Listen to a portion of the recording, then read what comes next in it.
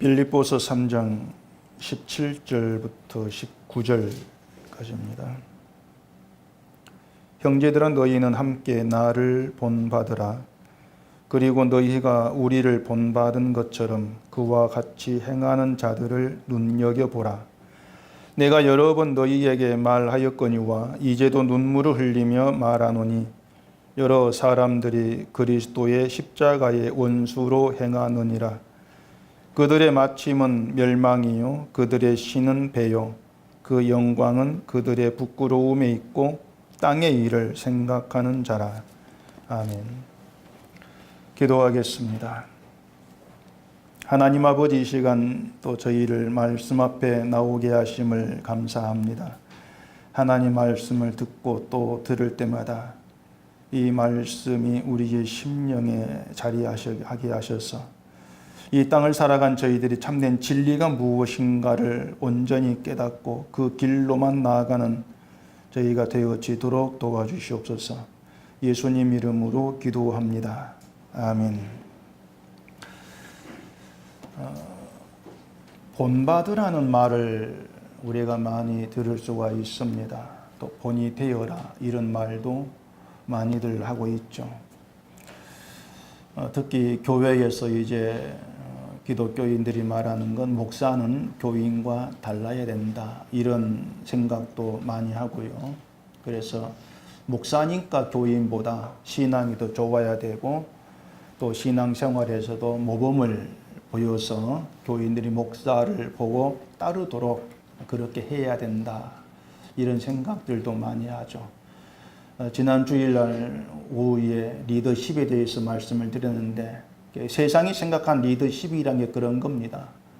본을 보여서 따라오도록 하라. 그걸 리더십 이렇게들 얘기를 하죠.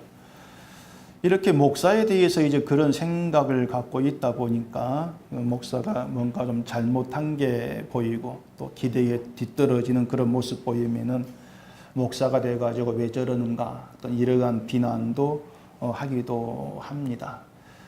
물론 목사로서 이제 본을 보이라고 하는 것에는 뭐 다른 의견이 가질 수가 없겠는데, 근데 이제 본을 보인다 이러한 그 얘기들을 목사에게만 해당되는 것으로 그렇게 생각할 문제는 아닌 거예요. 뭐 뒤에 가면 얘기 드리겠지만 집에서는 그 부모가 자녀에게 본이 되어야 될 그런 문제가 있죠. 또 학교에서는 교사가 학생들에게 또 본이 되어야 되기도 하고요. 이처럼 뭔가 가르친다는 그런 위치에 있는 사람들은 항상 솔선수범해야 된다는 생각이 있고 또 솔선수범하라고 그렇게들도 얘기를 합니다. 그렇게 본을 보이고 솔선수범해야 자식이나 학생들이 보고 배울 것이 아니냐 그런 생각들이 많이들 있어요. 목사도 어찌 보면 가르치는 입장에 있고 또 부모도 가르치는 이제 입장에 있고 교사도 가르치는 그런 입장에 있으니까 말로만 가르칠 것이 아니고 뭔가 행동으로 본을 보여서 믿고 따라오고 또 그대로 따르고 행하도록 그렇게 해야 되지 않느냐고 하는 것입니다. 근데 현실은 또 안 그렇습니다. 어떤 본을 보인다고 할지라도 그걸 보고 배우고 따라하는 그런 현실은 또 아닌 것이거든요. 예를 들어서 기독교에서 그 믿음의 본을 보인 것으로 대접받는 분 중에 하나가 이제 돌아가신 한경직 목사님이시거든요. 또 천주교에서는 뭐 김수환 주교행이나 뭐 또 테레사 수녀 이런 분들도 있고요. 이제 그분들이 뭔가 모범적인 삶을 살았다고 다들 그렇게 얘기합니다. 본을 보였다고도 얘기하고. 그런데 누구도 그 사람들처럼 살지를 않습니다. 믿음의 본을 보인 사람들이야 그분처럼 우리가 살아야지 그러면서도 꼭 그대로 살려고 하지를 않는다는 얘기죠. 왜냐하면 사람에게는 저마다 자기가 원하는 삶이 따로 있습니다. 그래서 내가 원하는 삶을 포기하지를 않는 거죠. 그게 목사라고 해서 다르지가 않습니다. 목사에게도 자기가 살고 싶은 삶이 따로 있습니다. 그래서 정말 목사 같은 목사가 눈앞에서 어떤 본을 보인다 할지라도 그대로 본받아서 하려고 하지를 않죠. 그대로 본받으려면 내가 뭔가 포기를 해야 될 것이 발생할 수밖에 없기 때문에 그런 것이죠. 그러면서 한편으로는 야, 저 사람 목사 같은 목사야, 이런 칭찬은 하고 있다는 얘기입니다. 그래서 이 본받는다, 또 본받으라, 뭐 이러한 문제는 우리가 생각하는 것처럼 모범적인 행동을 보여가지고 믿고 따라오도록 그렇게 생각할 그런 문제가 사실은 아닌 거예요. 오늘 본문에서도 바울이 그런 얘기하고 있는데 17절에 보시면은 형제들아 너희는 함께 나를 본받으라. 그리고 너희가 우리를 본받은 것처럼 그와 같이 행하는 자들을 눈여겨보라. 이렇게 나를 본받으라. 그런 말을 바울이 하고 있어요. 나를 본받으라고 하는 말이 한편으로 보면은 자기의 완벽성을 자랑하는 것처럼 내 행동은 이만큼 괜찮은 거야. 그렇게 자기를 자랑하는 것처럼 들릴 수가 있습니다. 근데 바울은 자기가 뭔가 잘하고 있는 행동을 내세우면서 이걸 본받아. 그런 의미로 지금 말을 하고 있는 게 아닌 거예요. 내가 이런 행동을 했어. 믿음의 행동이야. 너희는 이렇게 본받아서 이처럼 따라해. 그런 의미가 전혀 아니라는 겁니다. 고린도전서 11장 1절 보시면은 내가 그리스도를 본받는 자가 된 것 같이 너희는 나를 본받는 자가 되라. 이런 말을 또 바울이 합니다. 바울은 자신을 그리스도를 본받은 자로 얘기를 해요. 바울이 예수 그리스도를 본받았다고 하는 것이죠. 근데 이상한 게 뭐냐면은 바울이 예수님을 본받는 자였다면 다른 사람에게도 너희도 나처럼 그리스도를 본받아. 그렇게 말하면 될 것인데, 근데 자기는 그리스도를 본받는다고 해놓고 너희는 또 나를 본받아라. 그렇게 얘기를 하고 있다는 것이죠. 그죠? 이상하단 말입니다. 바울이 예수님 본받았으면 너희도 예수를 본받아. 뭐 간단하지 않습니까? 근데 바울 자신은 예수를 본받다고 하면서도 너희는 나를 본받아라. 그렇게 얘기하고 있는 거예요. 그리고 또 한 가지는 바울이 예수님을 본받았다면은 그 바울이 본받은 게 뭐냐고 하는 것이죠.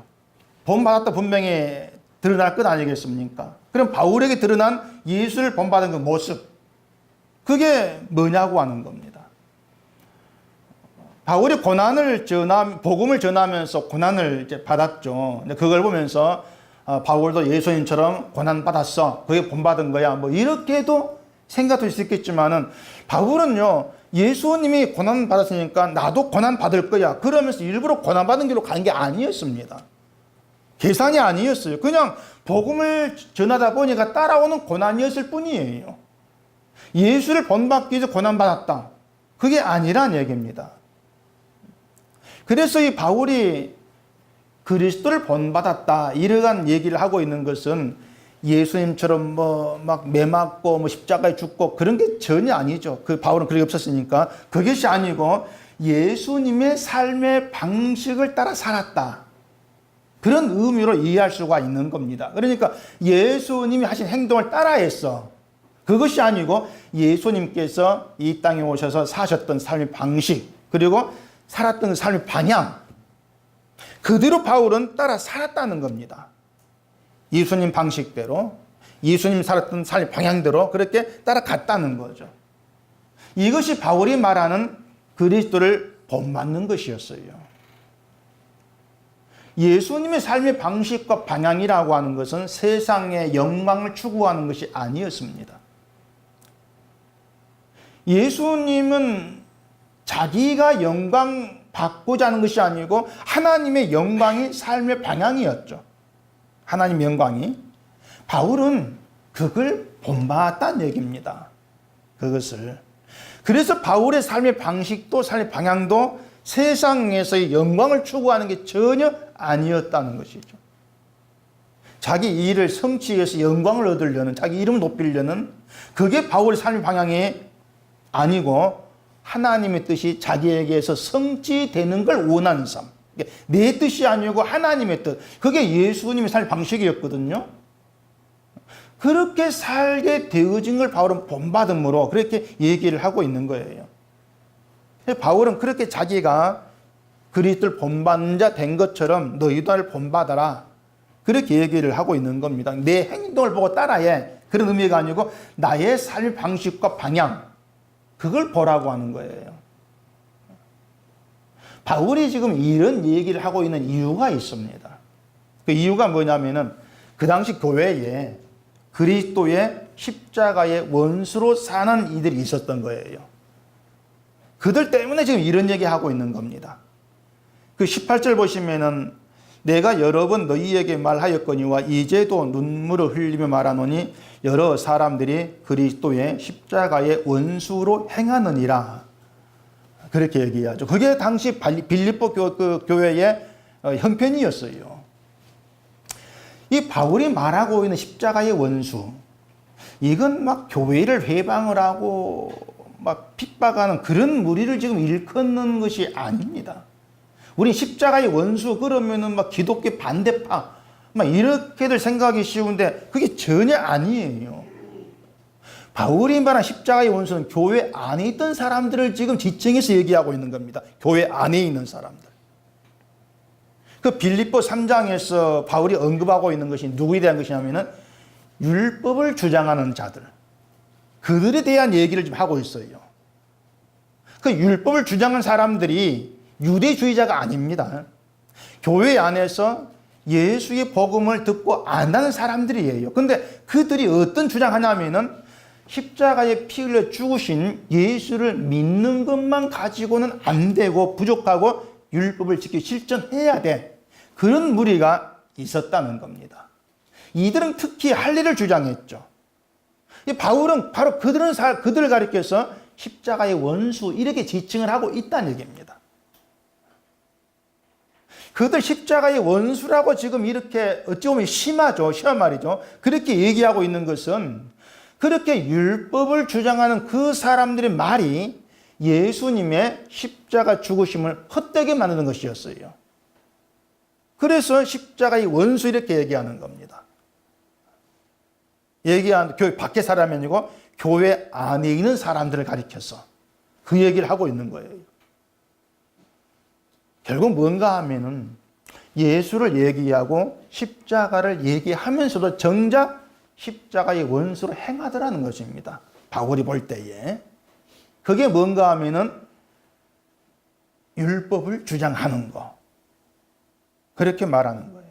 근데 문제가 뭐냐면은 그렇게 그 율법을 얘기한 사람들이 우리가 이런 얘기하는 게 십자가의 원수 된 거야. 알고 하는 게 아니란 말이에요. 모른다 얘기입니다. 뭐가 십자가의 원수 된 것인지를 몰라요. 오히려 그 입장에서는 참된 믿음이라고 주장할 겁니다. 열심히 율법을 행하고 하는 것이 그게 참된 믿음이다. 우리가 무슨 십자가의 원수냐? 우리 복음대로 살고 있는 거야. 그렇게 주장하죠.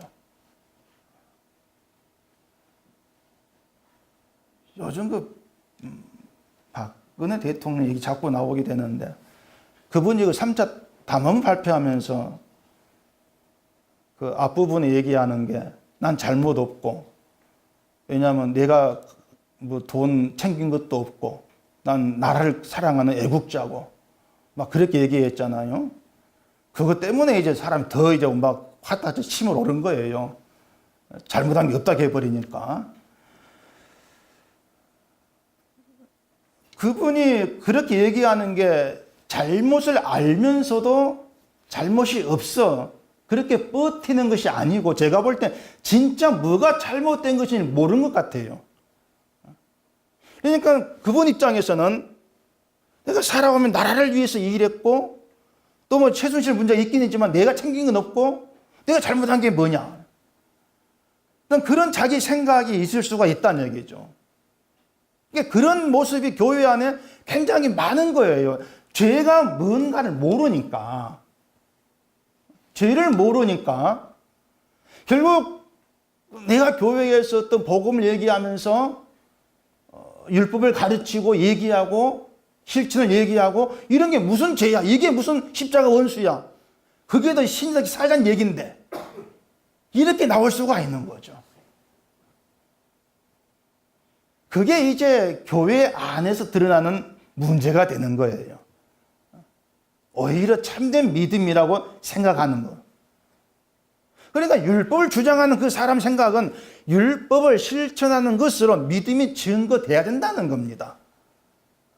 믿음이 증거돼야만이 그게 참된 믿음이라고 하는 거죠. 행함이 없으면 믿음이 믿음치 안 보인다는 거예요.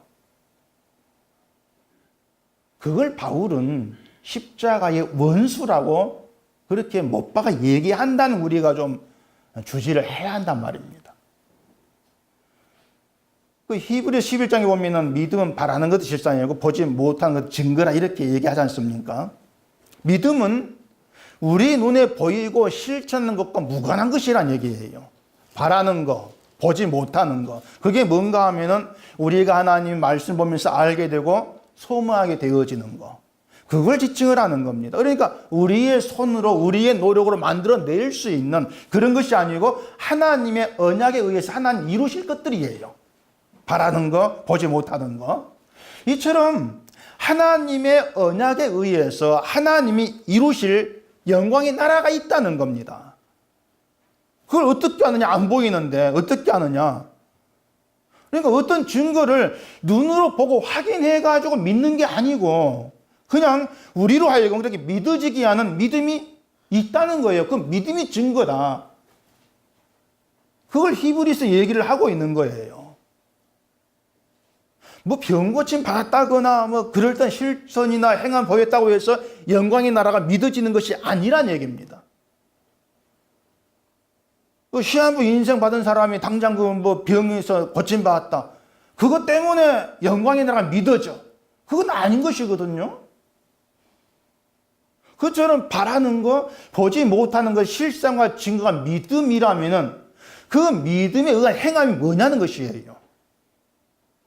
바라는 거, 보지 못하는 것의 증거가 믿음이다. 그러면 그 믿음에 의해 드러나오는 행함이 뭐냐?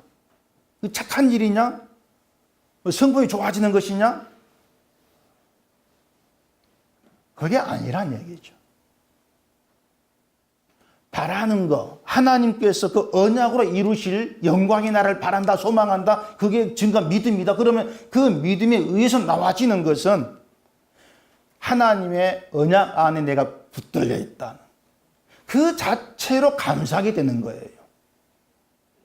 내가 하나님의 약속에 붙들려 있어. 그렇기 때문에 나의 인생은 그 확고한 하나님의 구원 속에서 흔들림이 없다. 난 그걸로 감사해요.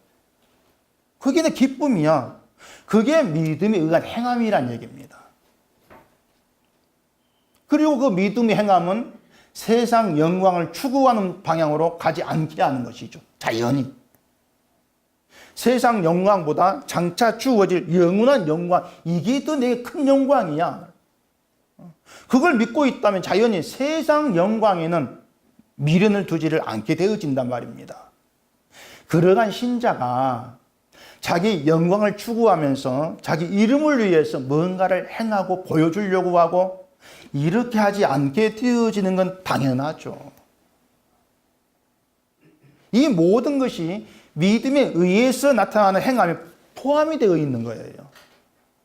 그러니까 행한다고 하는 것은 우리가 이걸 실천해야지, 내가 이렇게 돼야지, 이런 계산과 의도적인 실천에 의해서 되어지는 건 아닌 겁니다. 그런 걸 이제 믿음의 행함 이렇게 얘기하면서 행함이는 자기를 높이려고 하고 그걸 통해 자기를 증거를 삼으려고 하고 이러한 모든 것이 십자가의 원수로 행하는 것, 그게 바울의 말이 되는 거예요. 여러분, 성경은요 믿음을 우리의 실천으로 행함으로 연결시키지를 않습니다. 만약에 믿음이 그 실천과 연결되어 있고 어떤 실천을 만들어내는 것이 믿음이라면은 그 실천은 예수님에게 나왔어야 돼요. 예수님에게서. 예수님이 뭐 믿음이 있는 분이었으니까. 그럼 예수님이 나와진 그 실천이 뭐냐는 얘기예요. 흔히 우리가 상식처럼 알고 있는 그런 실천 예수님이 나와냐 그 말입니다. 그리고 바울이 예수님을 본받게 했을 때에 우리가 상상하는 그런 실천이 본받으면 나와져야 되죠. 전혀 그런 건 나와지지를 않습니다. 우리의 생각에 의한 그런 실천이. 그리고 말씀드린 것처럼 바울이 어떤 예수님의 행동을 본받는다고 생각했다면 다른 사람에게도 예수님의 그 행동, 그걸 본받아 실천해 이렇게 촉구하는 것이 옳죠. 근데 바울은 예수님에게서 실천을 본 게 아니었습니다. 여러분 성경 펴놓고 복음서를 봐보세요. 보면은 거기에서 그 예수님의 실천이 보이는지. 우리가 복음서에서 볼 수 있는 예수님의 그 삶 모습은 얘기한 대로 삶의 방식, 삶 방향, 그게 보이는 거예요. 아, 예수님은 이 땅의 영광을 위해 살지를 않았구나. 힘을 얻기 위해 사는 것이 아니었구나. 그 몰려오는 모든 사람 다 물리치면서 다 쫓아내는 이런 모습 하나하나가 자기 무리를 만들려는 게 아니었구나. 다 드러나지 않습니까? 그게 예수님의 삶의 방향이었다고 하는 거예요. 근데 온 세상에 살아가는 방식과 다른 방식이었고, 온 세상에 가는 방향과 다른 방향이었다는 겁니다. 그걸 바울이 봤다는 것이죠. 그게 뭐라 하겠습니까? 자기 영광을 추구하지 않는 길이었다. 그게 주님이 가신 길이었다는 거예요. 여러분들이 예수님을 본받으시려면 그걸 본받으시라는 얘기입니다. 어떤 삶이었느냐. 그걸 보셔야 한다는 얘기죠. 자, 그러면 바울은 예수님의 삶의 방향과 방식을 본받아가지고 예수님이 가신 길로만 잘 갔을까? 물론 우리가 성경 보면 그렇게 보입니다. 근데 바울 본인은 그렇게 생각지를 안 했죠. 그래서 스스로를 죄인의 괴수라고 하면서 회개를 하지 않습니까? 자기를 그렇게 인정치를 않은 거예요. 다시 말해서 우리가 예수를 본받고자 한다면요, 자연히 있게 되어지는 것은 회개입니다. 본받고자 할 때, 야, 안 되네? 나중에 좀 할까? 내일 해볼까? 그게 아니에요.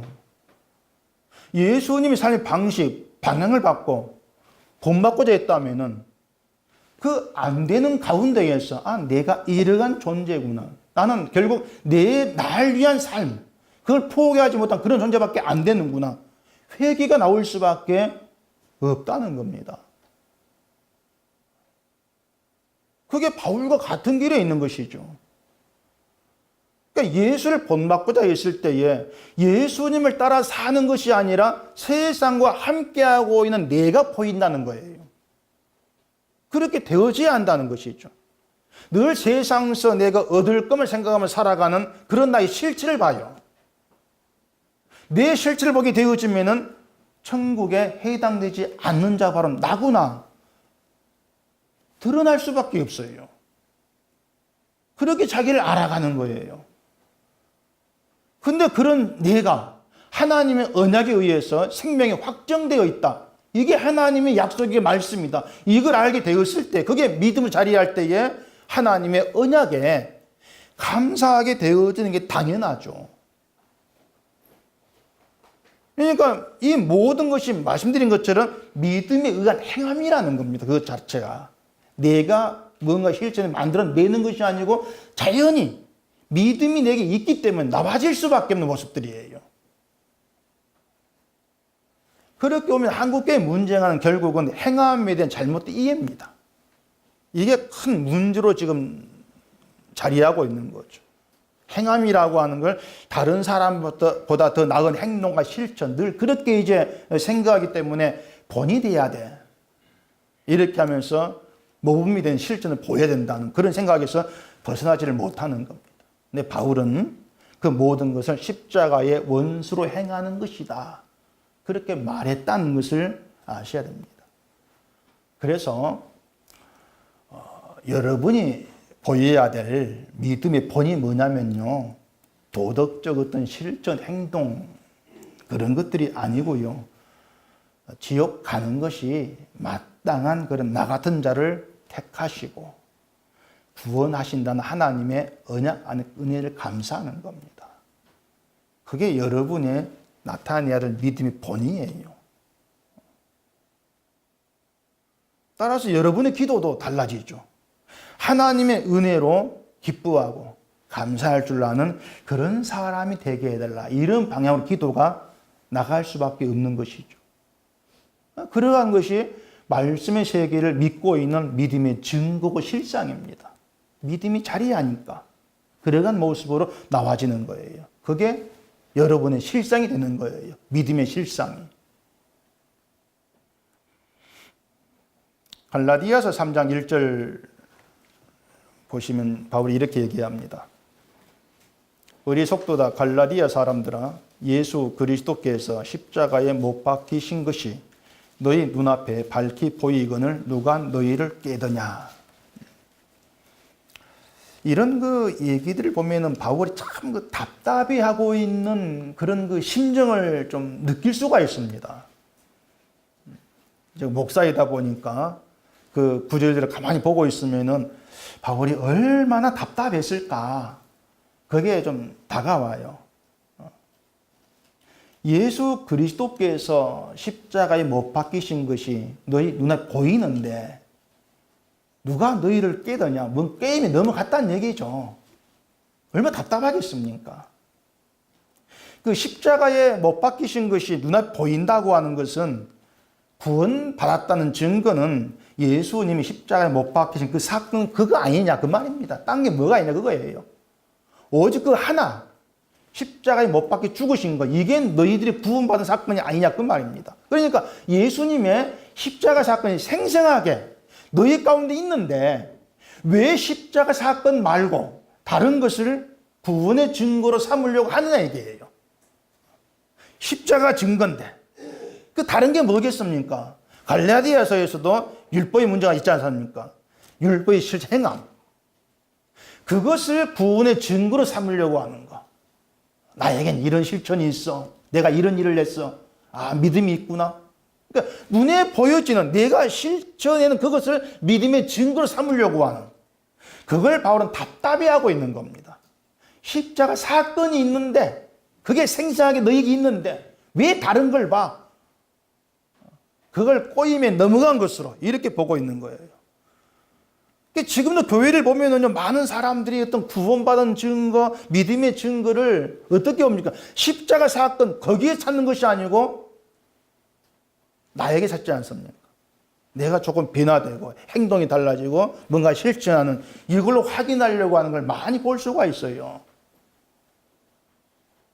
아마 여러분 때때로 그럴걸요?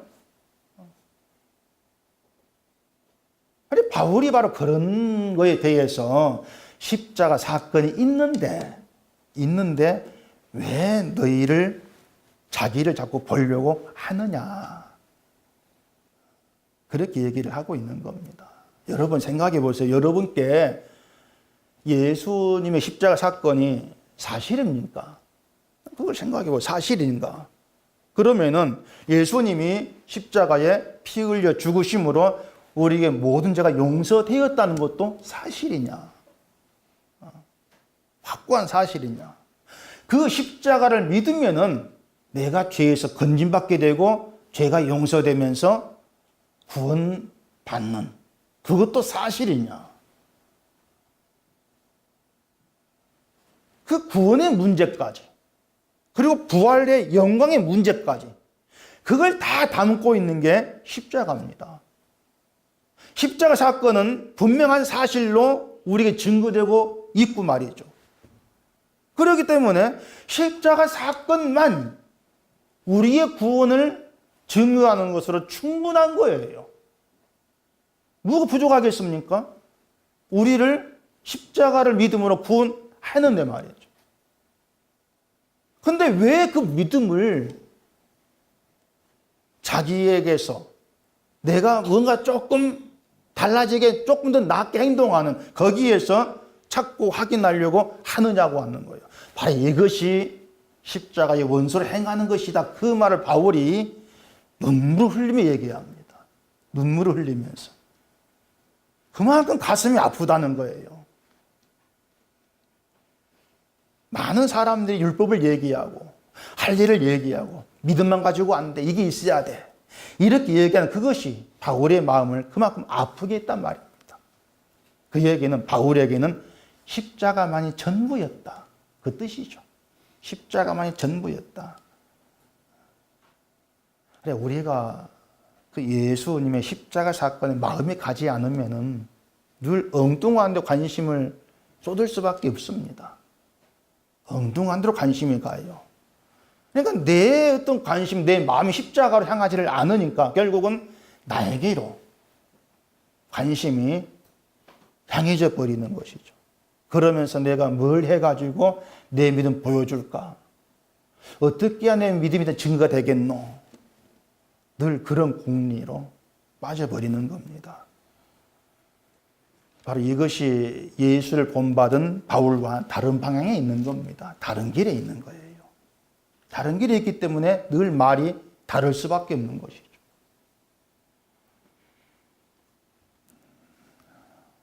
(19절) 보시면은 그들의 마침은 멸망이요 그들의 신은 배요 그 영광은 그들의 부끄러움에 있고 땅의 일을 생각하는 자라. 땅의 일을 생각한다는 것은 세상 직장 생활을 생각하고 그런 걸 지금 얘기하는 게 아닙니다. 땅의 일은 내 이름, 내 영광을 추구한 일, 그 자체를 땅의 일 이렇게 얘기를 해요. 그 예수님이 제자들에게 고난받고 죽임당하고 또 사흘 만에 살아났기를 가르쳤을 때에 베드로가 예수를 붙들고 항변했지 않습니까? 그럴 때 예수님이 베드로를 가리켜서 사탄아 내 뒤로 물러가라 이렇게 얘기하시면서 네가 하나님의 일을 생각지 않고 사람의 일을 생각한다. 꾸짖었어요. 그 사람의 일, 이게 베드로가 예수를 죽지 못하게 못 죽습니다. 항변한 그 자체를 사람의 일 이렇게 말씀한 이유가 뭐냐면은 사람 일이라는 게 자기를 위한 일이라고 말입니다. 베드로가 예수를 말린 건 자기를 위해서였어요. 예수가 죽어버리면은 집도 버리고 가족 다 버리고 3년 동안 예수를 따라다닌 나는 뭐냐는 것이죠. 밥 줬던 집은 쳐다보는 것도 아니고 난 뭐예요? 그게 항변이었습니다. 그게 사탄이라는 겁니다. 그게 사탄이다. 바울이 율법을 말한 사람들을 십자가의 원수 이렇게 얘기한 것도 그런 맥락이에요. 율법 실천을 얘기하고 할 일을 얘기하고 이런 속셈이 늘 자기 영광에 있다는 겁니다. 바울은 그렇게 본 것이죠. 그걸 어떤 자기 성취욕이라고도 할 수가 있는데 우린 그걸 당연하게 생각하죠. 사람이 자기를 위해 사는 당연하지 생각하는데 성경은 그 모든 걸 땅의 일로 말합니다. 땅의 일이다. 그걸 죄라고 하는 겁니다. 그 자체를. 사람은 자기를 위해 살아가는 걸 당연하게 여기는데 그걸 죄라 이렇게 얘기하니까 불만이 되는 것이죠. 왜 그게 죄입니까? 불만이 되는 거예요. 죄를 죄로 알지를 못하니까 결국은 아까 얘기한 대로 바울이 사탄 십자가의 원수 말하는 대로 난 믿음이 있어. 고집 부릴 수밖에 없는 것이에요. 우리는 이런 경우에서 예수를 볼 수밖에 없습니다. 주를 보면서 예수님이 어떠한 길로 가셨느냐 거기에 초점을 둘 수밖에 없는 거예요. 자기 성취를 위해 살지 않으셨고 자기 이름을 위해 살지 않으셨고 온전히 하나님의 그 뜻과 이름을 위해서만 살아셨던 그 예수님을 우리가 앞에 두고 본받자게 했을 때 내 죄가 이것이었구나. 날 위해 산, 내 이름을 위해 살고 내 만족을 위해 추구했던 이것이 내 죄였구나. 그걸 분명히 보게 될 수밖에 없다는 얘기입니다. 그렇게 되어지게 되어 있어요. 이런 이유로 바울은 나를 본받아라 이렇게 얘기한 거예요. 자기 행실을 본받으라는 것이 아니고 나를 보면서 너희가 어떤 잘못 가운데 있는가 그걸 봐라 그 말이에요. 할례 율법 얘기한 것이 그게 믿음인가를 보란 얘기예요. 그 모든 게 너희를 위한 것이 아니냐. 그게 십자가 원수다. 그걸 외치고 있다는 얘기죠.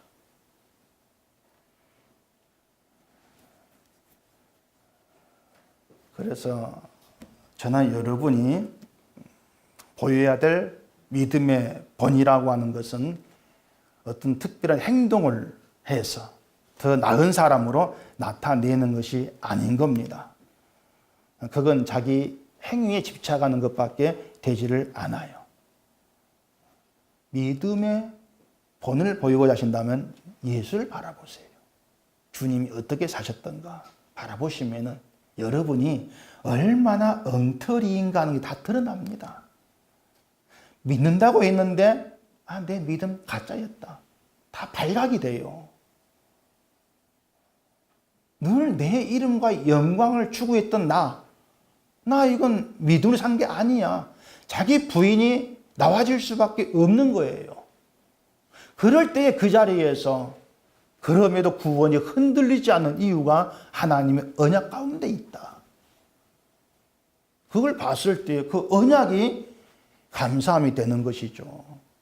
그러면서 하나님의 언약하시고 나를 붙드셔서 언약의 성처로 이끌어 가시는 지금도 버리지 아니하시고 그 모든 것이 내 삶의 기쁨입니다. 감사합니다. 고백이 나와지는 그 자체가 믿음의 행위다. 이렇게 보시면 되죠. 여러분이 만들어내는 것이 아니고 믿음이 여러분의 증거로 자리하기 때문에 믿음에 의해서 나와지는 겁니다. 그런 고백도 내 자랑이 될 수가 없는 것이죠. 믿음은요, 여러분이 여러분을 책임지고 이끌어가는 게 아니에요. 믿음 자체가 능력이 되어서 믿음이 여러분을 끌어가고 있는 것입니다. 그 끌어가는 것이 세상에서 몸적인 사람 대략 끌어가는 것이 아니고요. 죄를 보게 하면서 주님의 은혜로 삽니다. 고백이 있는 그 자리로 끌어가요.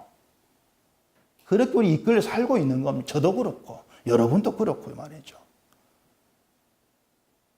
성경에 등장 인물도 예외가 아닙니다. 다 모두가 믿음이 이끌려 살았어요. 모두가 다. 그래서 성경에 등장한 인물도 우리가 본받을 건 없어요.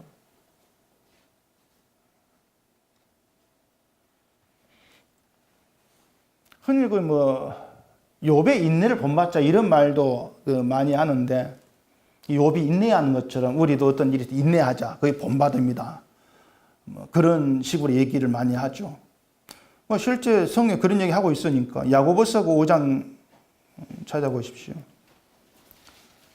야고보서 5장 10절 11절 읽겠습니다. 형제들아 주의 이름으로 말한 선지자들을 고난과 오래 참음의 본으로 삼으라. 보라 인내하는 자를 우리가 복되다 하나니 너희가 욥의 인내를 들었고 주께서 주시는 결말을 보았거니와 주는 가장 자비하시고 긍휼히 여기시는 이시니라.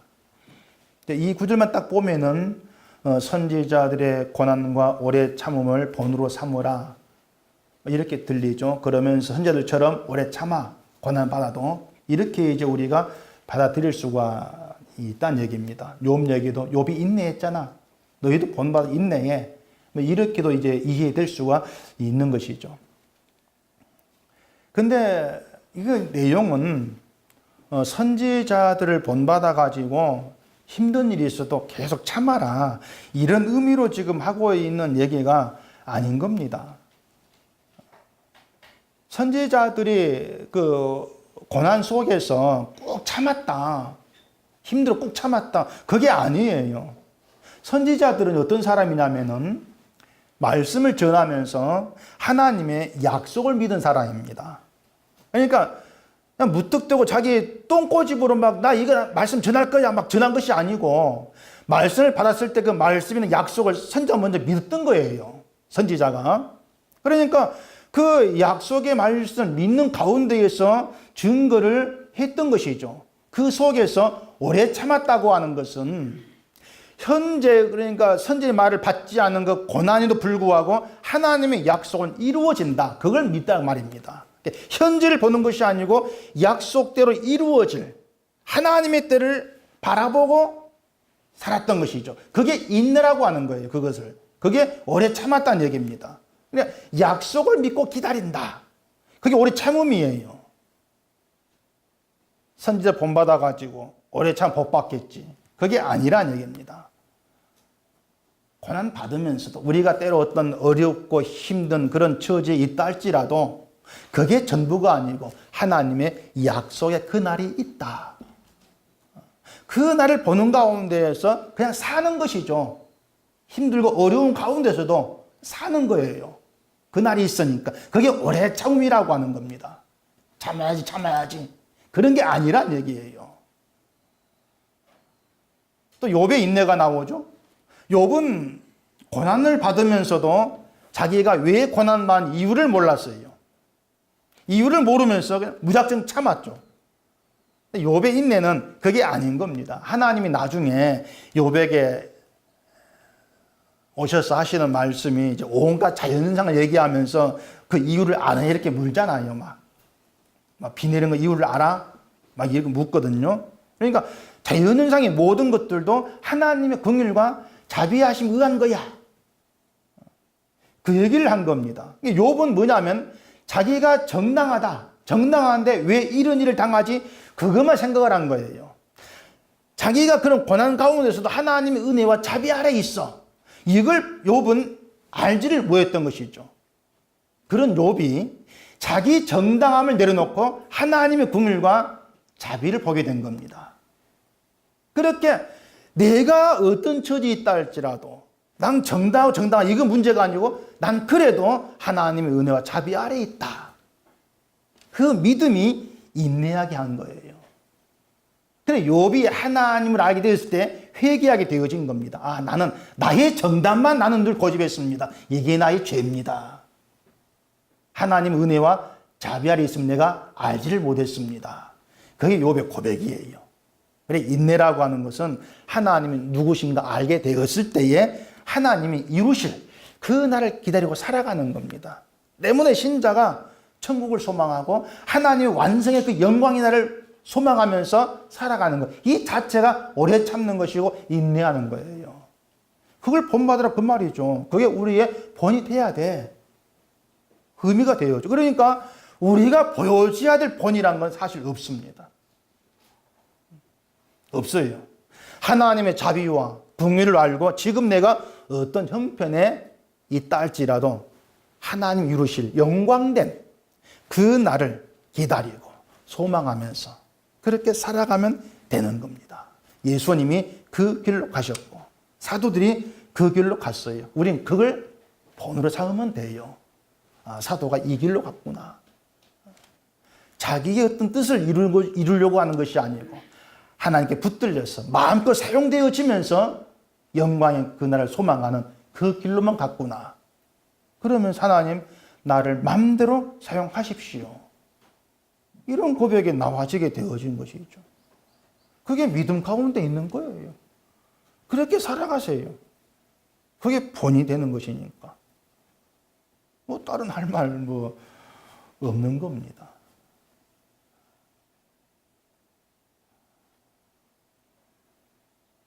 사도가 얘기한 본받으라 그 의미를 좀 깊이 돌아보시면서 여러분의 모든 초점을 예수께 두시면은 우리에게 모든 불의함이 다 보입니다.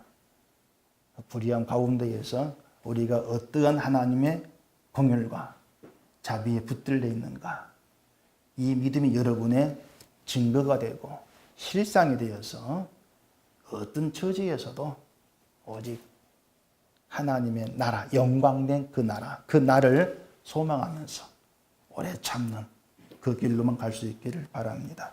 기도하겠습니다. 우리 아버지 하나님, 말씀 앞에 나오고 말씀을 들을 때마다 우리가 미처 알지 못했던 우리 주님의 세계를 알게 되고 보게 되어집니다. 이것이 우리의 크나큰 은혜로 복으로 다가와지게 하시옵시고 내가 내 힘으로 사는 인생이 아니고 하나님께 붙들려서 믿음이 이끌려가는 인생임을 깨달아 알게 하시고 하나님의 긍휼과 자비하심 그 세계에 붙들려 있는 이것이 우리에게 얼마나 큰 복인가, 그것을 마음껏 누리면서 주님 가신 그 길을 바라보고 나아갈 수 있는 저희가 되게 해주시옵소서. 예수님 이름으로 기도합니다. 아멘.